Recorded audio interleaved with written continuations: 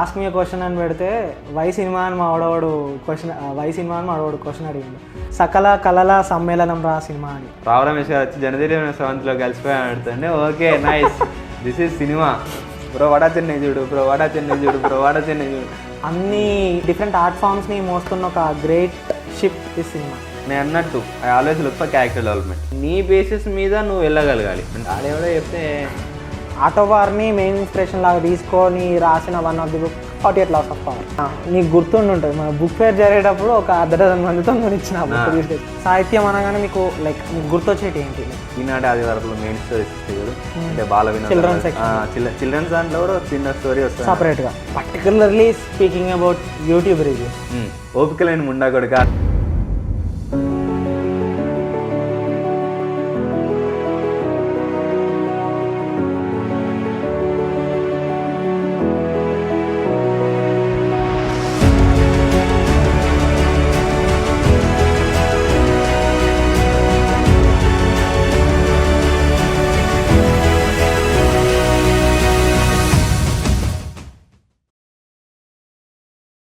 Welcome to the podcast అజ్ఞాని.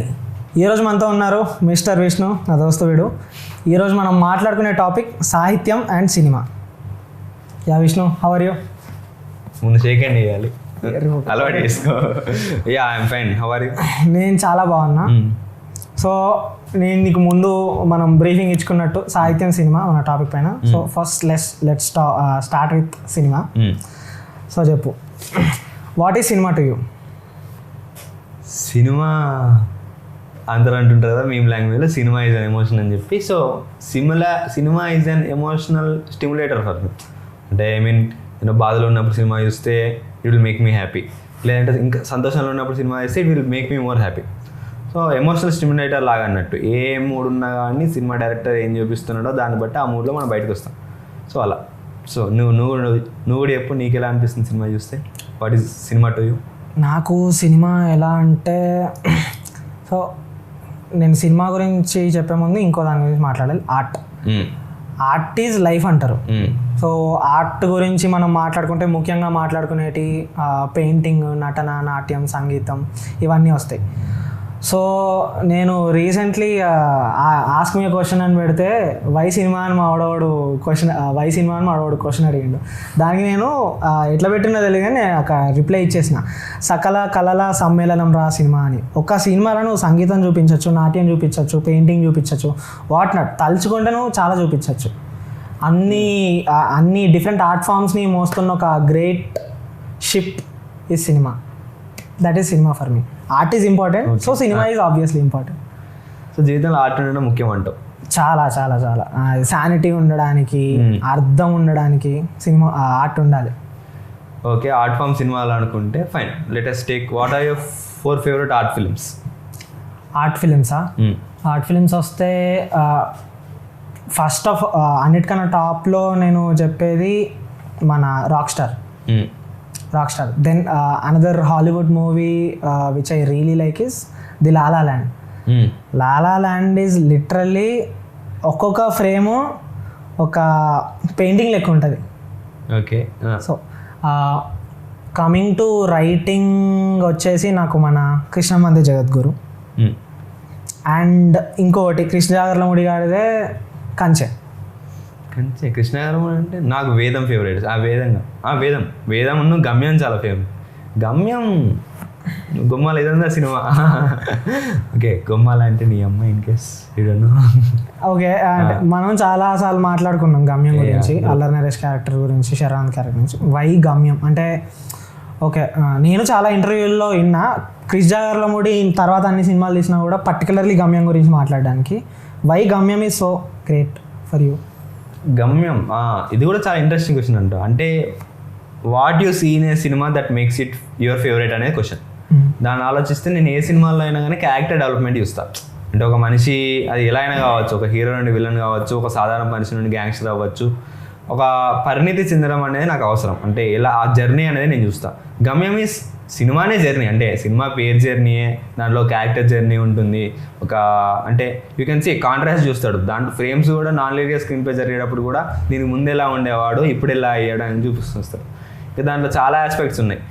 మన రావు రమేష్ గారు వచ్చి జనజీవన సెవెంత్లో కలిసిపోయి ఆడుతుండే okay nice this is cinema ఆయన వచ్చి చెప్పడం కానీ సో ఎవ్రీథింగ్ ఫ్రేమ్ కానీ పాటలు కానీ దాంట్లో ఒక పాట ఉంటుంది కదా మరి అలానే నువ్వు కొంచెం ఇంతవరకు అని చెప్పి దట్ ఈస్ నైస్ చాలా బాగుంది ఒక్కొక్క ఫ్రేమ్ కానీ సో అందుకే అలా that's how yeah favourite films అంటే లెటర్ బాక్స్ వాడతావు నువ్వు ఎప్పుడన్నా అప్పట్లో షో కొట్టడానికి వాడిన కొన్ని రోజులు అందరూ వాడుతున్నారు తర్వాత ఆపేసిన 2-3 నెలలేమో వాడినా తర్వాత ఆపేసిన సార్ లెటర్ బాక్స్ అంటే వాళ్ళ ఇన్స్టా పేజ్ హ్యాండిల్ అవుతుంటే ఎట్లుంటుంది అంటే ఇక ప్రతి ఒక్క సెలబ్రిటీ హాలీవుడ్ సినిమా వచ్చి మూతుల మైకి పెట్టి what are your favourite films అన్నాడు ఏదో ఒక రోజు అలా మనం కూడా సెలబ్రిటీ అయ్యి వాట్ ఆర్ యువర్ ఫేవరెట్స్ అని చెప్పించుకోవాలంటే someday but okay so yeah అలా ఆర్ట్ ఫిలిమ్స్ కాకుండా ఓకే ఫేవరెట్ ఫిలిమ్స్ అన్నాడు ఓకే విష్ణు నువ్వు చెప్పు నీకు ఫేవరెట్ ఆర్ట్ ఫిలిమ్స్ ఏంటి ఫేవరెట్ ఆర్ట్ ఫిలిమ్స్ అంటే ఓకే మేబీ ఇది ఆర్ట్ ఫిలిమో కాదో అని నాకు కంప్లీట్గా తెలియదు నా 4 ఫేవరెట్ ఫిలిమ్స్ ఏంటంటే చెప్తా బిఫోర్ సన్ రైజ్ దాని తర్వాత లింక్ లేటర్ కాదు next V for Vendetta okay next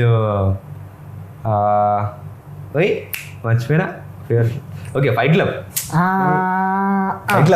మర్చిపోయినా ఓకే దాని తర్వాత వాడా చెన్నై ఇవి నాకు ఈ సినిమాలు సినిమాలు చూసిన తర్వాత ఒక వారం 10 రోజులు దాని గురించి ఆలోచించు చేస్తుందంటే fine I can make it cinema గట్టి కంటెంటే ఉంది ముఖ్యంగా మాట్లాడిన అన్నిటికంటే అంటే మిగతా మూవీలో వైలెన్స్ ఉండడం వల్ల నచ్చిందో లేదంటే స్టార్టింగ్ సినిమాలు అంటే స్టార్టింగ్లో ఎవరైనా కానీ థ్రిల్లర్ వైలెన్స్ కోసం మాట్లాడుతుంటారు కదా అలా నచ్చిందో తెలియదు కానీ నాకు కొంచెం ఓకే మెల్లమెల్ల మనుషులతో తిరగడం వల్ల అలవాటు అవ్వడం వల్ల బాగా నచ్చిన సినిమా అంటే బిఫోర్ సన్ రైజ్ అంటే ఎలా ఉంటుందంటే స్టోరీ చాలా సింపుల్ అన్నట్టు హీరో ట్రైన్లో వెళ్తుంటాడు హీరోయిన్ ట్రైన్లో వెళ్తుంది సడన్గా ఇద్దరు కనిపిస్తారు హీరోకి హీరోయిన్ బాగా నచ్చుతుంది అన్నట్టు పోతాడు అది కాదు పాప మన ఇద్దరం కలిసి ఒకసారి రౌండ్ వేసి వద్దాం దాని తర్వాత కథింది చూద్దాం అంటారు ఇద్దరు అలా ఒక రోజంతా కలిసి ఒక ఊరా తిరుగుతూ ఉంటారు మాట్లాడుకుంటుంటారు అదే cinema conversations I really love వాళ్ళ కన్వర్జేషన్ టేక్ చేయడం కానీ వాళ్ళిద్దరు మాట్లాడుకోవడం కానీ ఆ ఇంటెలెక్చువల్ సిమ్యులేషన్ కానీ ఎవ్రీథింగ్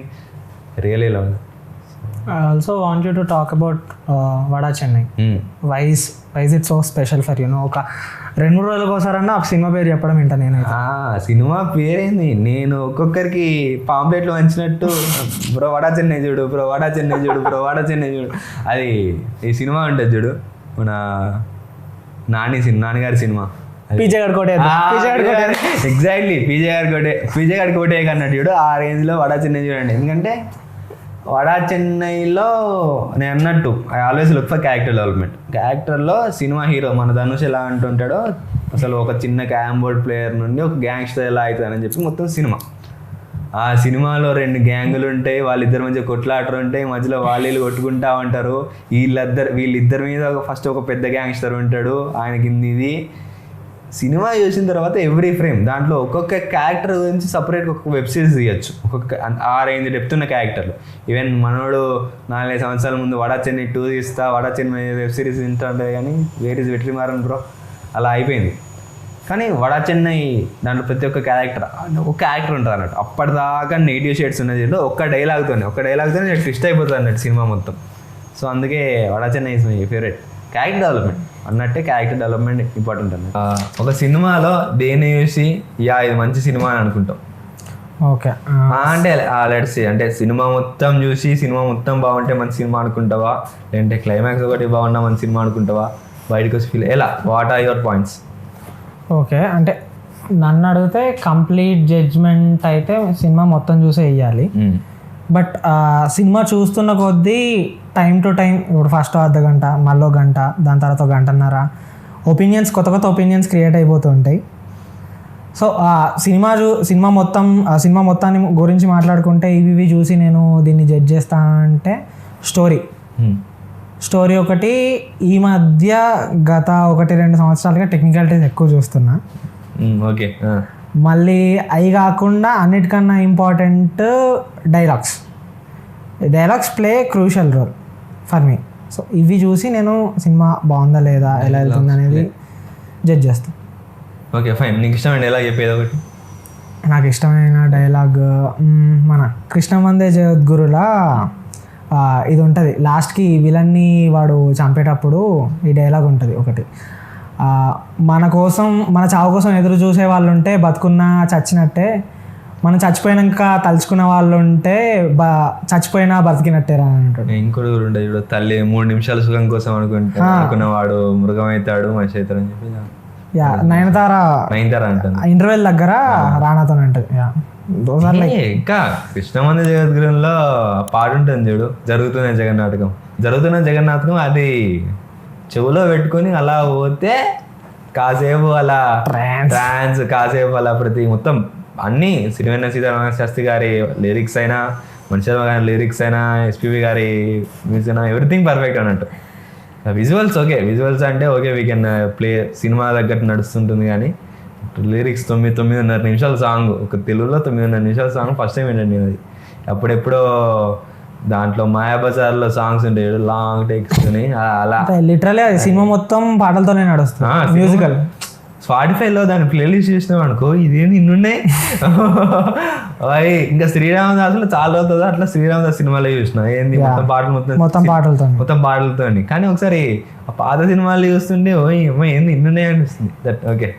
అంటే ఎట్లా అంటే మోస్ట్లీ చెప్పే మాటలు కూడా పద్యాల ద్వారా కన్వే చేస్తారు కదా, అనుకున్న పద్యాల్ని పాటలా కన్వర్ట్ చేసి లైక్ చెప్పడం ఉండే మోస్ట్లీ పాత సినిమాలు. భక్త ప్రహ్లాద అని ఒక సినిమా ఉండేది, దాంట్లో కూడా సేమ్ మోస్ట్లీ భక్త ప్రహ్లాదలా మొత్తం అంతే. వాళ్ళ నాన్నతో మాట్లాడేది, మిగతా వాళ్ళతో మాట్లాడేది, వాళ్ళ అమ్మతో మాట్లాడేది. రంగారావు గారు స్వర్గంలో మా నాన్న ఎప్పుడు టీవీ వచ్చినా కానీ రంగారావు గారు యాక్టర్, ఆయన మించిన లేరు. రంగారావు గారు యాక్టర్. రోజు చాలా సినిమాల గురించి మాట్లాడుకుంటున్నాం కదా, థియేటర్లో సినిమా చూసేటప్పుడు ఎప్పుడన్నా థియేటర్ లోపల నుంచి వెళ్ళి వాకౌట్ చేసినాం? అంటే నేను మోస్ట్లీ ఏ సినిమా అయినా కానీ థియేటర్ మొత్తం చూస్తాను, లాస్ట్ దాకా వచ్చింది. కానీ వాకౌట్ చేయదాకా ఇంకా లాస్ట్ లాగా అంటే ఎండ్ క్రెడిట్స్ పడుతుంది చూడు, పేర్లన్నీ అయిపోయేదాకా అప్పటిదాకా ఉంటా. అంటే ఆ సాంగ్ ఏమైనా ఎండ్ క్రెడిట్స్ ఇచ్చిన ఒక్క సినిమా వరల్డ్ ఫేమస్ లవర్, ఒక్క సినిమా ఇంకా క్లైమాక్స్ 5 ఉంటే వద్దురా స్వామి ఇంకా మనతో అయ్యే ముచ్చట కాదు ఈ సినిమా అని చెప్పి ఒక్కటి అంతే. ఆల్మోస్ట్ నువ్వెప్పుడైనా బయటకు వచ్చినావు దాంట్లో నుండి, థియేటర్ నుండి? నాకు అంటే ఒకప్పుడు లైక్ ఇది ఇట్లుంది అట్లుంది అని క్రిటిసైజ్ చేసి అనుకునేటోడిని, కానీ తర్వాత ఓకే అది నచ్చకపోయినా కూడా చివరి దాకా చూస్తున్నా. ఎందుకంటే చూడకపోతే అది డిస్రెస్పెక్టింగ్ డైరెక్టర్ అన్నట్టు నాకు అనిపిస్తుంది. లైక్ అట్లా అనిపించి నేను లాస్ట్ వరకు చూసినా కూడా లైక్ మధ్యలో లేచి వెళ్ళిపోదాం అనిపించింది in recent times Ambajipeta marriage band. Reason కూడా చెప్తా దానికి. నేను ఇంటర్వెల్ వరకు బాగానే నడిచింది, మధ్యలో థమ్స్అప్ తాగినా చిప్స్ తిన్నాం ఓకే, తర్వాత అయిపోయింది. తర్వాత విలన్ గాడు హీరోయిన్ వాళ్ళ అక్కని ఫిజికల్గా హెరాస్ చేస్తాడు, చీర చించేసి ఎట్సెట్రా అంత ఉంటుంది. దాని తర్వాత కట్ చేస్తే 2 రోజులకి ఇప్పుడు ఎంత ఫైనాన్షియలీ లోవర్ స్టేట్లో ఉన్నవాడన్నా కూడా మనిషి అన్నాక కొంచెం చీమునెత్తురు ఉంటుంది. వాడు హీరో వాళ్ళ డాడీ సెలూన్లో పనిచేస్తాడు. ఆ సీన్ అయిన తర్వాత 2 days తర్వాత విలన్ గాడు ఆ సెలూన్లోకి నడుచుకుంటూ వస్తుంటే వీడు పోయి బాబు మీరేంటి ఇక్కడ సెలూన్లో అంటే నాకు అక్కడ మైండ్ తెంగేసింది. అంటే ఇంత నీచంగా చూపించాల్సిన అవసరం ఏముంది, ఇంత నీచంగా ఎందుకు చూపించాడు, అసలు సెన్స్ లేదు దాంట్లో అనిపించేసి లేచిపోదాం అనుకున్నా. కాకపోతే ఆ రోజు టికెట్కి 200 రూపాయలు 200 రూపాయల టికెట్ని దృష్టిలో పెట్టుకొని ఇంకా సినిమా కాబట్టి ఇంకా లాస్ట్ వరకు కూర్చొని చూసిన అనమాట. Okay, what are your 4 favorite films of all time? 4 favorite films, Fight Club, Before Vendetta, Vada Chennai, Before Sunrise. Before trilogy ఉంటుంది, ట్రయాలజీ మొత్తం, కానీ ఇన్ పర్టికులర్ అంటే బిఫోర్ సన్ రైజ్. ఫైన్. నీకు ఫేవరెట్ 4 films ఏంటి? ఆల్ టైమ్ ఫేవరెట్ అంటే say Rockstar, then Rudraveena, then Schindler's List. అది కాకుండా Chronicles of Narnia, అది కూడా ట్రయాలజీ ఉంటుంది. అది లైక్ చిన్నప్పుడు చూస్తున్నప్పుడు ఎన్నిసార్లు అంటే ఫస్ట్ టైము నేను అది సిటీ కేబుల్లో మనకి అప్పుడప్పుడు సమ్మర్లో ఇంగ్లీష్ సినిమాలు వేసేవాళ్ళు కదా, అది కూర్చొని లైక్ 10 daysకి ఒకసారి వేస్తుండే చిన్నప్పుడు సిటీ కేబుల్లో. కూర్చొని టీవీ కతకపోయి అట్లే చూస్తూ ఉండే. ఆ క్యారెక్టర్స్ కూడా చాలా మంచిగా ఉండే అన్నట్టు, రిలేటబుల్గా. క్యారెక్టర్స్ అది మనకి స్కూల్లో 10 రూపాయలు ఇస్తే థియేటర్లో తీసుకుపోయేటోళ్ళు గుర్తుందా? దాని పెట్టేటోళ్ళు కాదు. నేను ఫస్ట్ టైం అంటే కనక స్వప్న అన్నీ ఫస్ట్ టైం చూస్తుంటే పెద్ద స్క్రీన్లో సింహం అలా నడిచొస్తా ఉంటుంది. అన్న నడిచొచ్చేసి వాళ్ళు ఎలివేషన్ కూడా ఎంత బాగుంటాయి. అన్న నడిచొస్తే చాలా అన్నంత రేంజ్లో. Yeah fine, nice nice. ఆ ట్రయాలజీలో ఫస్ట్ నేను సెకండ్ చూసిన, like Chronicles of Narnia 2 the prince Caspian అని ఉంటుంది. అది సెకండ్ చూసిన. సెకండ్ చూసిన తర్వాత ఎవరో చెప్తే తెలిసింది ముందో తోకుంది వెనక తోకుంది. తర్వాత 2 చూసిన. మళ్ళీ మనం పాత సినిమా కొత్త సినిమా అనుకుంటాం కదా, పాత సినిమాలకి కొత్త సినిమాలకి అకార్డింగ్ టు ఏం చేంజెస్ వచ్చినాయి? పాత సినిమాలకి ఏమో అంత టెక్నికల్గా స్ట్రాంగ్ కాదు, అంటే కంప్లీట్గా చెప్పాలని చెప్పలేను, బట్ చేంజ్ అవుతూ ఉంటాయి. అంటే సోషియో పొలిటికల్ డ్రామాస్ రావడం కానీ, ఆ మెయిన్ థింగ్ ఏంటంటే ఒకప్పుడు ఆ పొలిటికల్ ఆస్పెక్ట్లో సినిమా బాగా వచ్చేది. అంటే ఫస్ట్ సపోజ్ కమ్యూనిస్ట్ సినిమాలు వచ్చేవి. ఆ పొలిటికల్ టైంలో ఉండే రిఫరెన్స్లు తీసుకొని వాడుతుండే వాళ్ళు. అయితే ఇప్పుడు కొంచెం తక్కువ అయిపోయింది ఐ బిలీవ్. అంటే ఓకే రీసెంట్గా వస్తున్నాయి, మన ఆజీ తీస్తూ ఉంటాడు ఒక ట్రెండ్ కానీ, బట్ మోస్ట్లీ మెయిన్ కేసెస్ తగ్గుతూ ఉంటాయి. అండ్ యా మేబీ నాకు తెలుసు. నీకేమని అనిపిస్తుంది అలా? అంటే పాత సినిమా కొత్త సినిమా అంటే నేను ఒకటే మాట్లాడతా, ఏంటంటే టెక్నికాలిటీస్ అనేటివి పెరిగిపోతున్నాయి, అడ్వాన్స్మెంట్స్ అవుతున్నాయి కదా టెక్నాలజీలో. సినిమా ఏంటి అంటే ఒక కథని చెప్పడానికి మాధ్యమం, రైట్? సో స్టోరీ టెల్లింగ్ అనేది ఇప్పుడు త్రూ డిఫరెంట్ ఛానల్స్ ఈజీ అయిపోతుంది కదా. అప్పుడు అంటే నాకు జనరల్గా నాటకాలు పిచ్చి. అది ఎలా స్టార్ట్ అయిందంటే ఊర్లల్లో ఒగ్గు కథలు చెప్పేటోళ్ళు చిన్నప్పుడు, మల్లన్న పట్టణాలు ఉండేవి ఊర్లల్లో. అవి like they are like night పొద్దున అంతా అయిపోయిన తర్వాత కోళ్ళని మేకలను కోసిన తర్వాత నైటు కూర్చుంటే 9-10 కూర్చుంటే నైటు 3-3:30 అయిపోయేటి ఆ పట్టణాలు అయిపోయేటి, ఒగ్గు కథ ఎప్పుడు అయిపోయేటి. So that is storytelling for me. So ఇంకా ప్యూర్ ఆర్ట్ ఫామ్ గురించి మాట్లాడితే స్టోరీ టెల్లింగ్ అనేది ఉంటుంది కదా, అది పాత సినిమాల్లో ఇంకా అందంగా కనిపించేది అని నా ఫీలింగ్. ఇప్పుడు ఎందుకో సినిమాల్లో స్టోరీ టెల్లింగ్ నాకు ఇన్ఆర్గానిక్ అనిపిస్తుంది. అందుకు స్టోరీ టెల్లింగ్ అనేది ఈజీ అయిపోవడం వల్ల, స్టోరీ టెల్లింగ్ అనేది లింక్ టు టెక్నాలజీ ఈజీ అయిపోవడం వల్ల బ్యూటీ కొంచెం తగ్గిపోతుందేమో అనిపిస్తుంది నాకైతే. అంటే ఓకే కొన్ని కేసెస్లో కరెక్ట్ కాకపోవచ్చు. ఫస్ట్ బ్రోచేవారు ఎవరా సినిమా గుర్తుందా? బ్రోచేవారు ఎవరా cinema it's cinema for me. అంటే చాలా బాగుంటుంది, దాని స్టోరీ టెల్లింగ్ బాగుంటుంది. అంటే ఓకే అది మేబీ తీసే వల్ల కావచ్చు, లేదంటే కమర్షియలైజేషన్ ఆఫ్ సినిమా అవడం వల్ల కావచ్చు, దాంట్లో కూడా స్టోరీ ఉండడం కావచ్చు, లేదంటే ఆల్మోస్ట్ మనకి ఎక్స్పోజర్ ఎక్కువ అవడం వల్ల సినిమాలు మనం తొందరగా ప్రెడిక్ట్ చేయగలుగుతున్నాం. ఓకే సో సినిమాలు ఎక్కువ ప్రెడిక్ట్ చేసేసరికి దాంట్లో స్టోరీ ఉన్నట్టు కనిపించకపోవచ్చు. అంటే లేదంటే కొంతమంది అంటే ఒక స్టోరీ కంప్లీట్నెస్ మనకి ఫీల్ కాకపోవచ్చు. So there are changes. అంటే స్టోరీ ఎప్పుడు స్టోరీస్ బాగానే ఉంటుంటాయి. స్టోరీ అంటే నాకు ఒకటి గుర్తొచ్చింది. ఫస్ట్ సపోజ్ మనకి మాయాబజార్ ఉంది కదా, ఫస్ట్ టైం మాయాబజార్ చూసిన తర్వాత అర్థం కాలేదు అసలు ఏంటి మాయాబజార్, అసలు స్టోరీ ఏముంది దీంట్లో.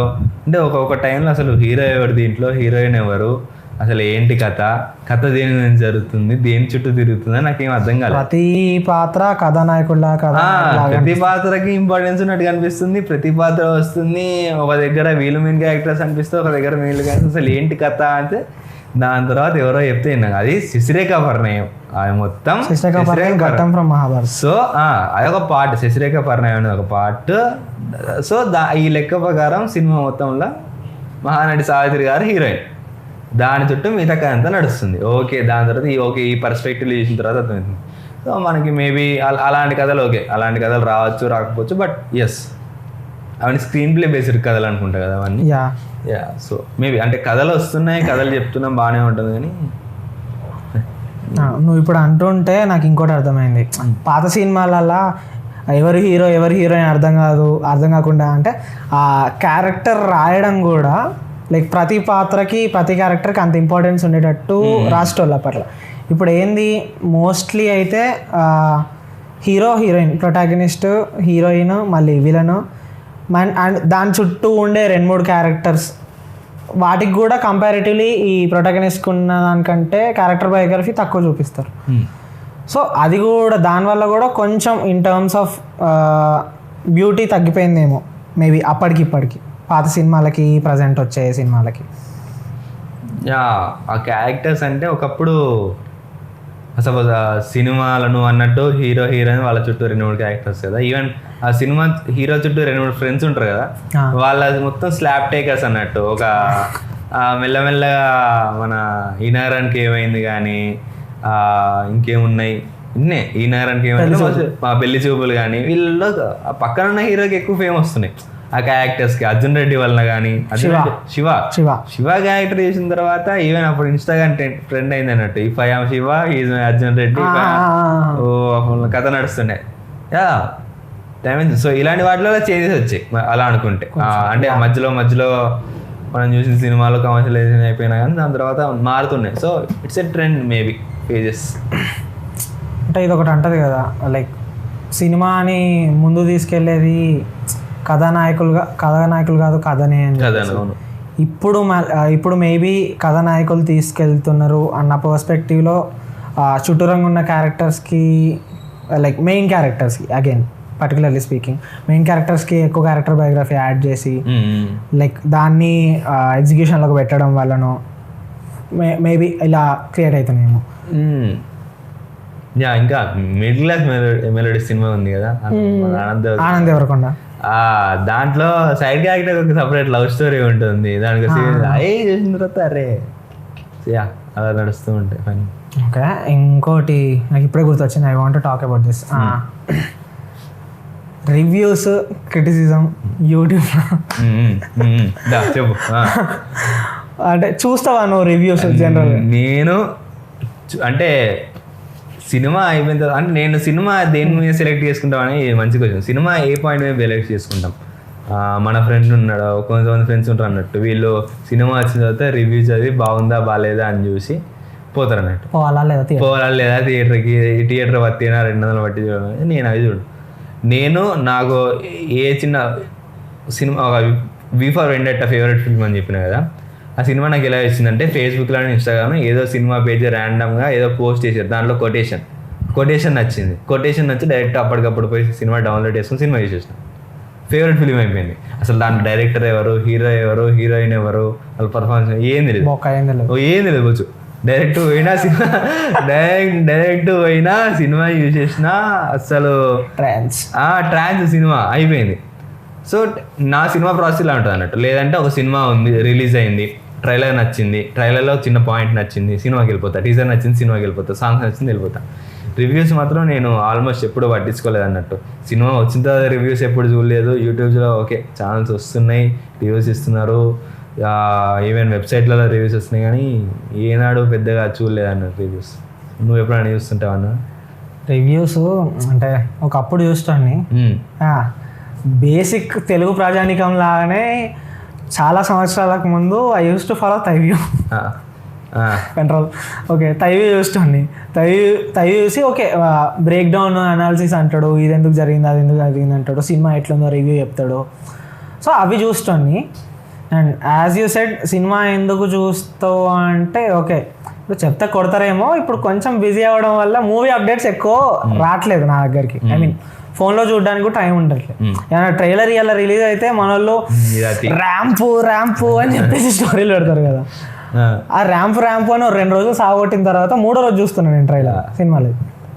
సో మోస్ట్లీ ఓకే నాకు నచ్చకపోయినా అగ్రి అవ్వాల్సిన విషయం ఏంటంటే దాని మార్కెట్ వల్ల డెఫినెట్లీ వెళ్తాను నేను సినిమా. అది ఇంకా నేను అంటే ఓన్లీ మార్కెట్ వల్ల వెళ్తా? నో మార్కెట్ వల్ల వెళ్తా. అది మేజర్ ఆస్పెక్ట్. నాకు ఇష్టం లేని థింగ్ అది, కాకపోతే నేను మార్కెట్ వల్ల వెళ్తా.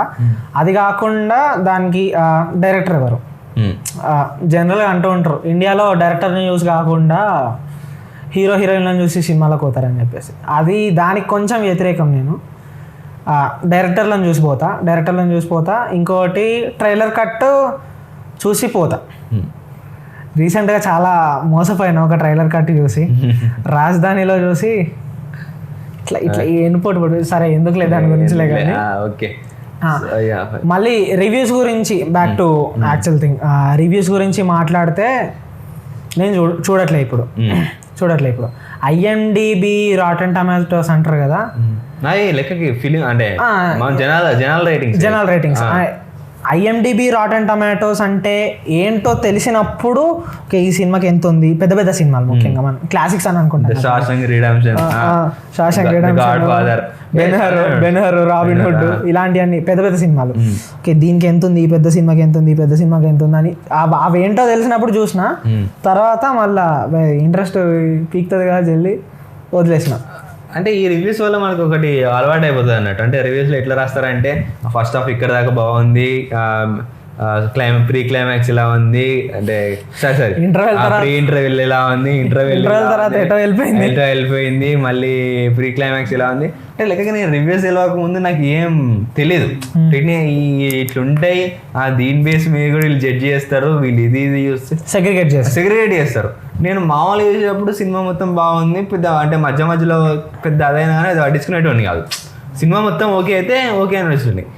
ఇవి 1-2 సార్లు రివ్యూ చేసిన తర్వాత ఓకే ఇట్లా కూడా అర్థమవుతుంది, సబ్ కాన్షియస్ అది ఉండిపోయింది అన్నట్టు. ఓకే సినిమా లేదా బాగుంది, ఇక్కడ నుండి ఇక్కడ ప్రీ క్లైమాక్స్ అంటారు, దీని క్లైమాక్స్ అంటారు, దీని ఫస్ట్ హాఫ్ సెకండ్ హాఫ్ పాటలు ఇవన్నీ.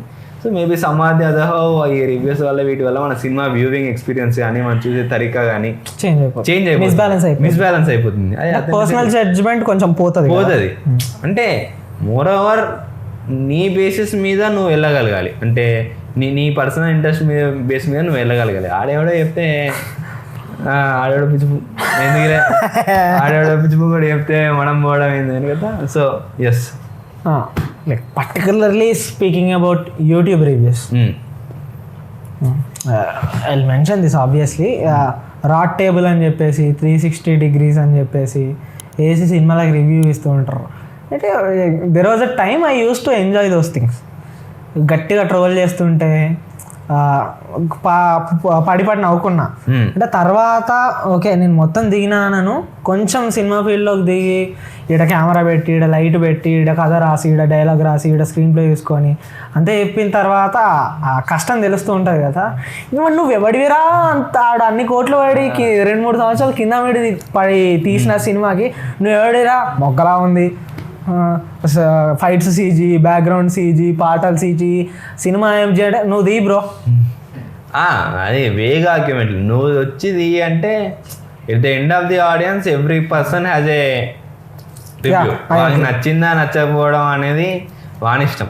అదే ఒక పబ్లిక్ ప్లాట్ఫామ్ మీదకి వచ్చి వాడు చెప్తున్నాడు ఒక రివ్యూ అంటే మేబీ అంటే జనాలు కూడా కొంచెం మనుషులు మంచి జనాలు ఎదుర్కొన్నట్టు జనాలు కూడా కొంచెం చూడగలగాలి, like this should not affect my reviews అని చెప్పి. So yeah it's okay.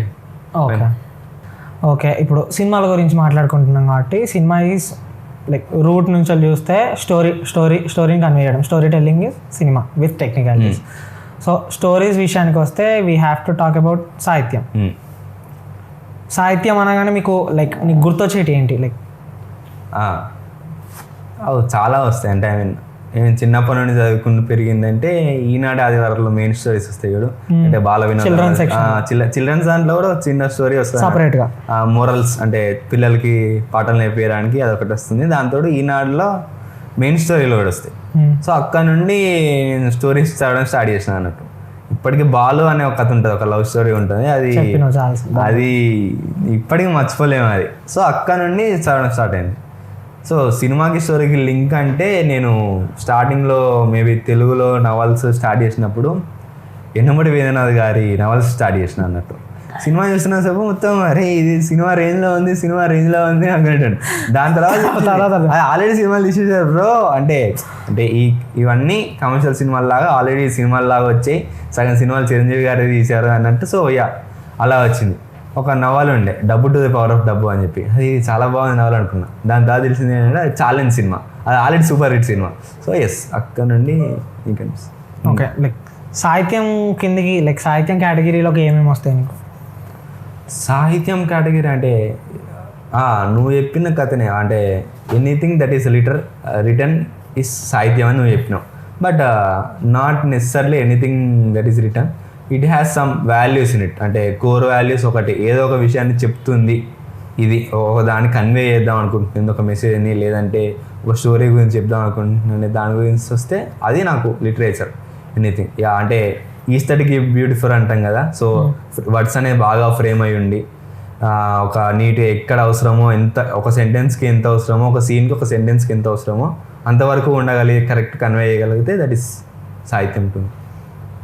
Okay, like పుస్తకాల విషయానికి పర్టికులర్లీ వస్తే లైక్ టాప్ 3 అని అంటే ఏ పుస్తకాలు సెలెక్ట్ చేసిన? Of course it's very tough question. చాలా కష్టం బ్రో, చాలా కష్టం. ఈ మధ్య చదివిందంటే నాకు బాగా మెంటల్ ఎక్కేలా ఎక్కిందంటే సిటీ బ్యూటిఫుల్, కేశవ రెడ్డి గారిది. అంటే okay at a point of టైంలో నేను ఒక మెంటల్ స్టేట్లో ఉన్నప్పుడు, అది ఒక మెంటల్ స్టేట్ అంటే ఒక సమాజం మీద విరక్తి, సమాజం మీద కోపం, అగేషన్ అంటాం కదా, అలాంటి ఒక పర్సన్ స్టోరీ అన్నట్టు, ఒక MBBS స్టూడెంట్ స్టోరీ. అది చదివిన తర్వాత bro this is novel, this is writing. Oh wait, is it an autobiography? అంటే కేశవ రెడ్డి గారు డాక్టర్ ఆల్మోస్ట్ అంటారు, ఆయన కూడా డాక్టర్, ఆయన MBBSలో జరిగింది అంటారు, కానీ మేబీ అయి ఉండొచ్చు, కంప్లీట్గా తెలియదు. నేను అంటే ఆయన ఇంటర్వ్యూస్ చూడలేదు. అంటే సిటీ బ్యూటిఫుల్ గురించి నువ్వు నాకు ఇచ్చిన గ్లిమ్సెస్ బట్టి చూస్తే, అంటే సారీ ఫర్ బీయింగ్ లేట్ అంటారా, ఏమంటాడు అది, ఏదో తిడతాడు, ఏం తిడతాడు? అది బాత్రూమ్ నుండి బయటకు వచ్చినప్పుడు ఓపిక లేని ముండా కొడుక అని రాస్తాడు. అది ఈవెన్ కనిపిస్తూనే ఉంటుంది బ్రో. హీ హ్యాస్ సమ్ నార్మల్గా ఇవి మన నార్మల్ పర్సన్ అని అనుకుంటాము, దాని ఆల్మోస్ట్ దేంట్లో సింక్ కాదు అన్నట్టు. ఓకే నార్మల్ పర్సన్, ఇది మన మనుషులు ఇలా బిహేవ్ చేయాలి, మన సొసైటీలో ఉంటే ఇలా బిహేవ్ చేయాలనే దేంతో సింక్ కాడు. అదే ఆ ఫ్రస్ట్రేషన్ నుంచి లైక్ రాసిన డైలాగులు చూస్తే maybe this is an autobiography. Maybe కావచ్చు, బట్ చెప్పలేం ఏంటని చెప్పి చాలా మంది అంటున్నారు. ఈవెన్ దాంట్లో ముందు మాటలో కూడా ఉన్నట్టుంది, మేబీ దిస్ ఆటోబయోగ్రఫీ అంటున్నారని చెప్పి, బట్ కంప్లీట్ ఐడియా లేదు నాకు కూడా. ఓకే, సిటీ బ్యూటిఫుల్ కాకుండా ఇంకా సిటీ బ్యూటిఫుల్ కాకుండా చాలా స్టోరీస్ ఉన్నాయి. రాజిరెడ్డి గారిది ఆజన్మం అని ఒక బుక్ ఉంటుంది. అంటే నేను ఎలా చూస్తా అంటే, ఒక బుక్లో అంటే మెయిన్ స్ట్రీమ్ ఎమోషన్స్ అని కొన్ని అనుకుందాం, ప్రేమ, కోపం, బాధ, భయం, ఇలాంటివి కాకుండా ప్రతి ఒక్క ఎమోషన్కి ఒక సబ్ ఎమోషన్ అని ఉంటుంది. ఓకే ఆ సబ్ ఎమోషన్స్ని క్యారీ చేయడం చిన్న చిన్న ఈవెంట్స్ అన్నట్టు. అంటే ఫస్ట్ ఒక పువ్వు రాలిపోతుంది అనుకో, ఈస్టరికల్లీ మాట్లాడుకుంటే అనుకుంటే పువ్వు రాలిపోవడం అనేదాన్ని, లేదంటే పూల గురించి కానీ, చెట్ల గురించి కానీ, వాతావరణం గురించి కానీ వర్ణిస్తారు. ఒక పువ్వు రాలిపోతే నీకు కలిగే భావం ఏంటి, ఒక పువ్వు రాలిపోతే నీకు వచ్చే థాట్ ప్రాసెస్ ఏంటి, నీకు కనెక్ట్ అయ్యే విషయాలు ఏంటి, నువ్వు దాని గురించి ఎటు ఆలోచిస్తావు అనే వాటి గురించి రాయడం ఇంపార్టెంట్. ఆయన చాలా నీట్గా రాసుకుంటారు అన్నట్టు. ఇంకా ఆ జన్మం కూడా ఆ ఇంటర్వ్యూస్లో ఒక దాంట్లో, లేదంటే సంథింగ్ ఎక్కడ చూసిన ఆయన చెప్పడం, రాజిరెడ్డి గారు చెప్పడం, దట్ కథ అంటే షార్ట్ స్టోరీస్, నవల్స్, పోయట్రీ, ఇవన్నీ మనకి తెలిసిన క్లాసికల్ ఫార్మ్స్ ఆఫ్ లిటరేచర్. అంటే ఇవి ఈ ఫార్మాట్లో రాస్తారని చెప్పి ఆయన ఎందుకంటే ఇలానే ఎందుకు రాయాలి, మ్యూజిక్స్ అని కూడా ఉంటాయి, చెల్లం మ్యూజిక్స్ అని చెప్పి అది ఒక బుక్ ఉంది తెలంగాణ. అలా కాకుండా అసలు దీనికి ఈ ఫార్మాట్ని ఏమని వర్ణించాలో తెలియగానే కొత్త ఫార్మాట్లో కూడా రావాల్సిన అవసరం ఉంది కదా, వీటికి ఎందుకు స్టిక్ అవుతామని చెప్పి ఆయన కొన్ని రాసుకున్నాడు. అంటే ఆయన జీవితంలో జరిగే అనుభవాలు కానీ, ఆయన కళలు కానీ, అంటే దాని గురించి చెప్పలేం. అంటే ఆయన లైఫ్ స్టోరీ కానీ ఇలాంటి గురించి ఒక బుక్ చేశాడు, అది ఆ జన్మం బుక్ చదువుతున్నంతసేపు this is how I feel, అంటే కనెక్టివిటీ ఉండడం వలన దేని వలన తెలియదు కానీ this is how I feel అనిపించింది. సో అది నాకు చాలా ఈ మధ్య రీసెంట్ చదివిన దాంట్లో ఆ జన్మం. నీకు ఈ మధ్య చదివిన దాంట్లో, లేదంటే నీకు ఇన్ జనరల్ నువ్వు అన్నట్టే what is literature to you? నాకు ఇప్పుడు సాహిత్యం అని మాట్లాడితే నాకు వెంటనే గుర్తొచ్చేటి ఫస్ట్ పుస్తకాలు, ఆబ్వియస్లీ పుస్తకాలు, తర్వాత పద్యాలు. చాలా ప్రభావితం చేసినాయి ఈ పద్యాలు నాకు పర్సనలీ, ముఖ్యంగా ఆబ్వియస్లీ శ్రీశ్రీ గారు. దాని తర్వాత కొంచెం నేను చిన్నప్పుడు అంటే ఎంత స్టూపిడ్గా ఆలోచించటోని అంటే జాతిందంగా ఇలా ఫ్రస్ట్రేషన్. ఓకే, సో చిన్నప్పుడు ఎంత స్టూపిడ్గా ఆలోచించటం అంటే కొట్టొస్తారా అని నేను చిన్నప్పుడు ఎంత స్టూపిడ్గా ఆలోచించటం అంటే పాటలో పదాలు వస్తాయి కదా, లిరిక్స్ని పట్టించుకునేటోని కాదు. మ్యూజిక్ పోతుందా దానికి తగ్గట్టు ఊగుతున్నా, మ్యూజిక్ పోతుందా దానికి తగ్గట్టు ఊగుతున్నా, ఆ మ్యూజిక్లో సెట్ అయ్యే పదాలు ఇమిడ్చితే అది పాట అయిపోతుంది అనుకుంటాడు.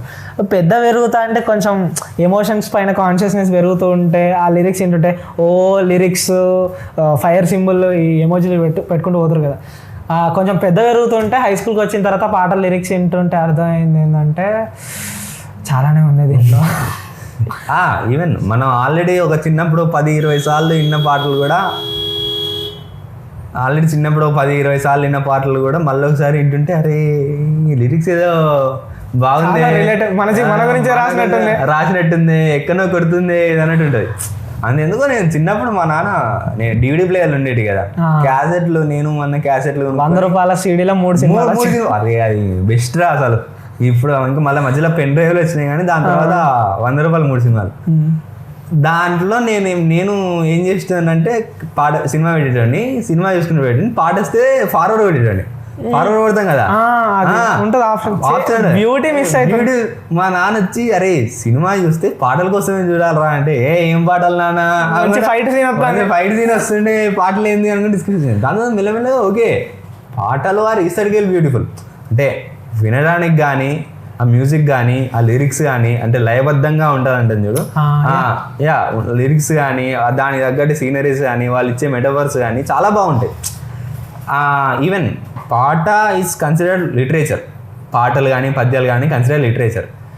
సో అవన్నీ ఏంటంటే చాలా బాగా నచ్చిందన్నట్టు. Yes that's so. నీకు ఇష్టమైన ఫేవరెట్ బుక్స్ ఏంటి?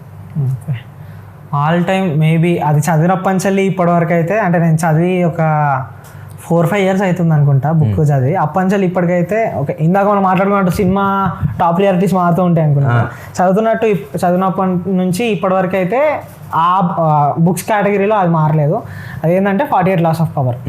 కొంచెం అంటే చదివితే మంచి టాక్సిక్ అయిపోతాడు, నార్సిస్ట్ బిహేవియర్ వస్తుంది అని అనుకుంటారు. అది ఫస్ట్ థింగ్. దాని తర్వాత నేను ఆర్ట్ ఆఫ్ వార్ గురించి మాట్లాడతా. Art of war by Sun Tzu. I'm not sure this is how it's pronounced. And art of war ఏంటంటే, ఆర్ట్ ఆఫ్ వార్ చూసి ఆర్ట్ ఆఫ్ వార్ని మెయిన్ ఇన్స్పిరేషన్ లాగా తీసుకొని రాసిన one of the book 48 Laws of Power. And మొన్న కూడా నీకు గుర్తుండి ఉంటుంది, మన బుక్ ఫేర్ జరిగేటప్పుడు ఒక 10 మందితో కొనిచ్చిన ఆ బుక్ తీసుకొచ్చి వచ్చి అన్న ఏం బుక్లు అంటే పాప కొనిస్తా, తమ్ముడు కొనిస్తా అని చెప్పేసి ఆ స్టోర్ దగ్గర తీసుకోవాడు. ఆర్ట్ ఆఫ్ వార్ గురించి ఆర్ట్ ఆఫ్ వార్ అని చెప్పిన కదా, అది దాంట్లో నుంచి ఇన్స్పైర్ అయ్యి 48 Laws of Power రాసింది. సో అవి one of the like 2 of the books which changed my life అని చెప్తాను నేను, నిర్మోహమాటంగా చెప్తా. అంటే చాలా ఇన్ఫ్లుయెన్స్ అయినా, చాలా నేర్చుకున్నా దాంట్లో ఇచ్చే ఎగ్జాంపుల్స్ కానీ, ఆర్ట్ ఆఫ్ వార్లో ఉండే స్ట్రాటజీస్ కానీ. అవి కాకుండా నేను ఇంకో బుక్ అంటే నార్వేజియన్ వుడ్స్, హరుకి మురాకామి. నార్వేజియన్ అంటారు, నార్వేనియన్ అంటారు దాన్ని. ఏందో బ్రో, సర్కార్ వల్ల చదివినా మేము. ఓకే, నార్వేజియన్ వుడ్స్ అది దాంట్లో డీటెయిలింగ్ ఎంత మంచిగా ఉంటుంది అంటే, దాంట్లో ఒక చెప్తే చండాలంగా ఉంటుందేమో అని దాంట్లో ఒక రొమాంటిక్ సీన్ ఉంటుంది. రొమాంటిక్ సీన్ నాకు అది చదువుతుంటే లైక్ నా ఫేవరెట్ రామ్కామ్ ఏంటి మన దీని నోట్బుక్ అని ఉంటుంది, ర్యాన్ గాస్లింగ్ది. సో నేను బుక్ హరుకి మురాకామి నార్వేజియన్ వుడ్ బుక్ మొత్తం చదివేంతసేపు వాళ్ళిద్దరినే ఊహించుకున్నా. నాకు ఆయన సీన్ డిస్క్రైబ్ చేస్తుంటే నాకు వాళ్ళిద్దరు ఇట్లా నాకు ఇమాజినేషన్లో వాళ్ళిద్దరు ఇట్లా కనిపిస్తున్నారు. మంచి ఫ్యాంటసీలు ఉన్నాయి బ్రో నీకు. ఇమాజినేషన్ ఉండాలి కదా, అవన్నీ నాకు కనిపిస్తున్నాయి. నాకు ఒక రకమైన హై వస్తుంది, ఇది భలే రాసిండ్రా ముసలోడు అనిపించింది నాలెడ్జ్ మొత్తం చదివిన తర్వాత. ఎస్, నువ్వు అన్నట్టే సెన్సార్ ఉండదు బుక్స్లలో. విషయం ఏంటంటే సెన్సార్ ఉండదు. పొద్దున కూడా మాట్లాడుకుందాం దట్ సినిమాల్లో బుక్స్లలో సెన్స్ అంటే ఓకే మరి కంప్లీట్గా ఉంటే బుక్స్ బ్యాన్ అయిన బుక్స్ కూడా ఉన్నాయి. ఈవెన్ 48 Years of Power కూడా కొన్ని కంట్రీస్ లో బ్యాన్ అయింది. సో బ్యాన్ అంటే బుక్స్ ఉంటాయి, but mostly when we are trying to exaggerate something లేదంటే దాన్ని కొంచెం వివరించి చెప్పగలిగినా కానీ బుక్స్లో సెన్సార్ ఉండదు. అంతెందుకు ఇంత ఓపెన్గా ఇందాక చెప్పిన కదా ఓపిక లేని ముండాకు అనుకున్నాను, అంత ఓపెన్గా మనం చాలా మంది తీసుకోలేరు. అంటే ఫస్ట్ ఆఫ్ ఆల్ సినిమాలకు తీసుకుంటే దాన్ని ఒప్పుకోదు సెన్సార్ బోర్డు కానీ ఒప్పుకోదు, అంటే కట్ చేస్తుంది ఇమీడియట్లీ కస్ వర్డ్స్ ని. అదొకటి.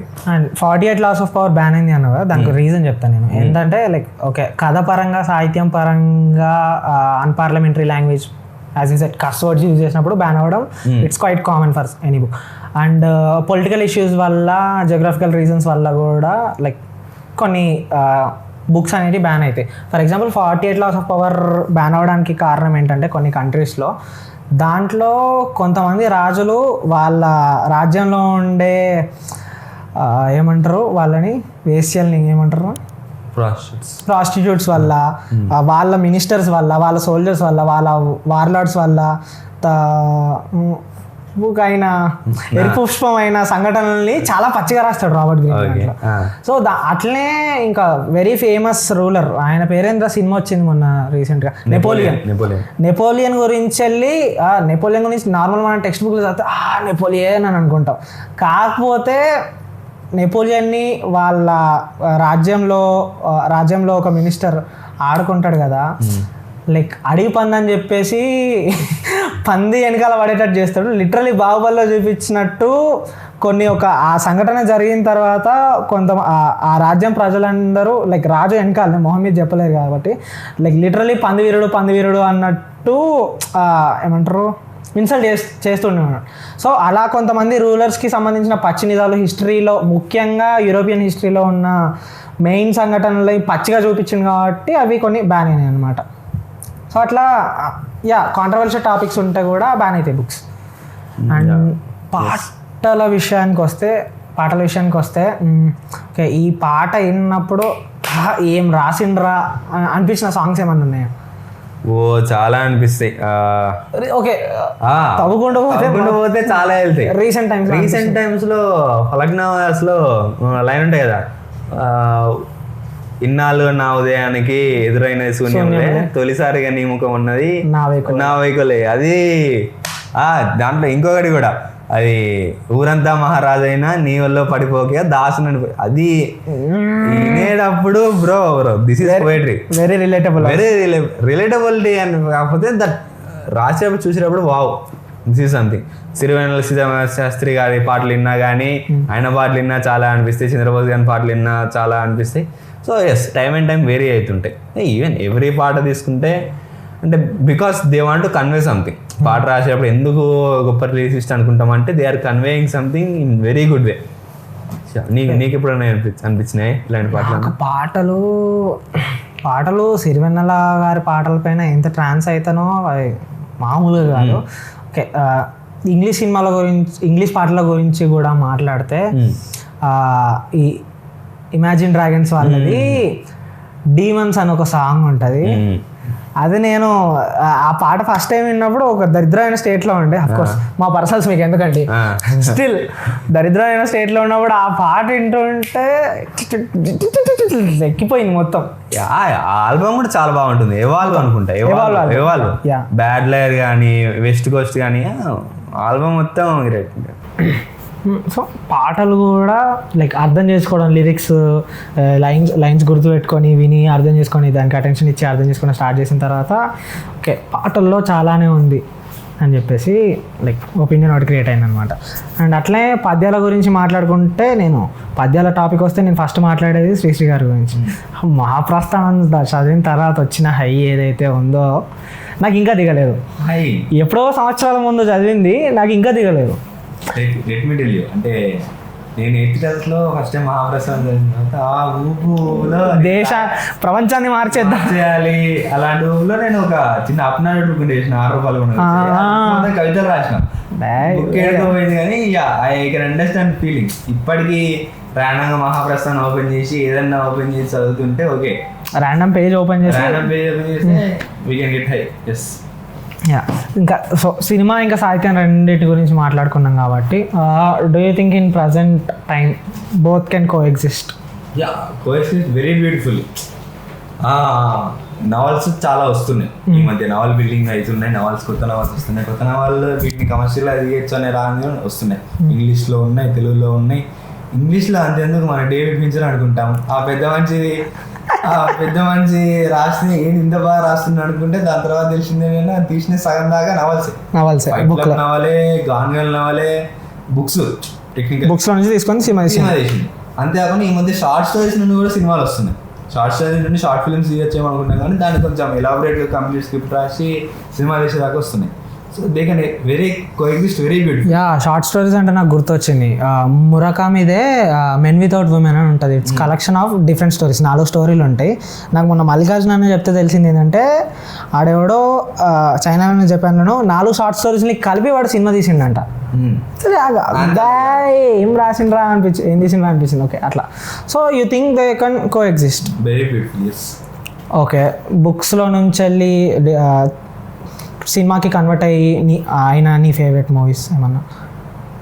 ముక్కునండి సినిమాకైనా ఇందాక చెప్పినట్టు double to the power of double నుండి ఛాలెంజ్, ఇంకా ఫైట్ లవ్ అని చెప్పొచ్చు. Fight love is something very close to my heart. ఇంకా చాలా ఉన్నాయి ప్రస్తుతానికి అయితే. Let's hope both will coexist. Thank you.